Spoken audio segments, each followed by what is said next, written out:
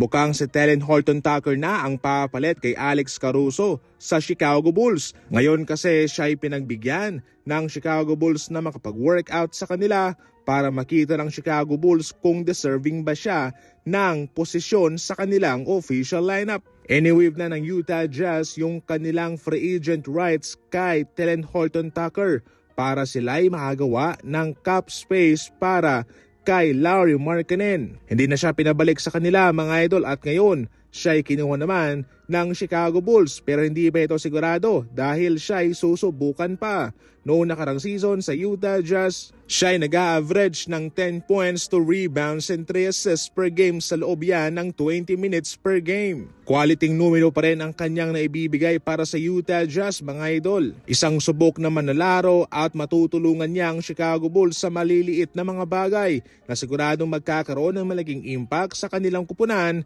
sa kabuuan. Ang issue nga lang kay Horton-Tucker ay yung kanyang shooting percentage na bumagsak na nasa career low 39% at sa 3-point line 33%. Well, para sa inyo, especially sa mga fans dyan at sa mga Chicago Bulls fans, okay na ba itong si Horton-Tucker para ipalit kay Alex Caruso? Mag-comment lang.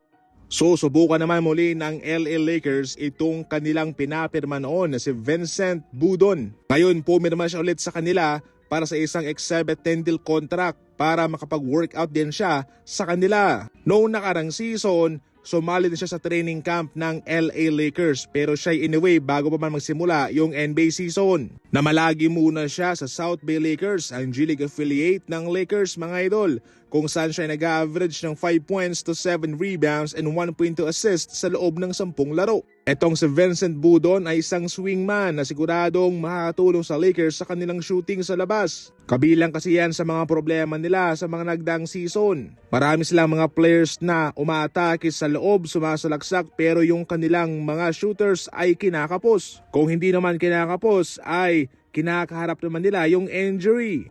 Maraming pasabog na gagawin si Kevon Looney para sa season na ito.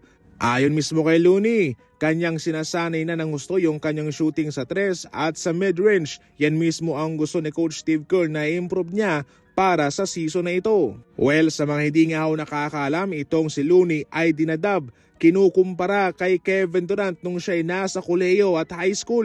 Yung kanyang galawan, yung kanyang bitaw, yung kanyang pagsalaksak, malaki di talaga. Nung na-draft naman siya ng Golden State Warriors, ginawa siyang center. Ibig sabihin nito ay paunti-unti nang binabalik ni Kevon Looney kung ano man yung kanyang laruan dati. Isa to magandang balita para sa mga fans ng Warriors kung saan marami ng armas sila na gagamitin para sa season na ito. Ibang Looney na ang ating makikita at mapapanood sa laban ngayon sa season na ito para sa NBA. Hindi naman kasi bumibitaw si Looney sa 3 sa mga nakarang season mga idol. Bihira lamang talaga kung bibitaw man siya ay yung pilit na. Pero ngayon asahan na raw ang malaking pagbabago sa kanyang laruan.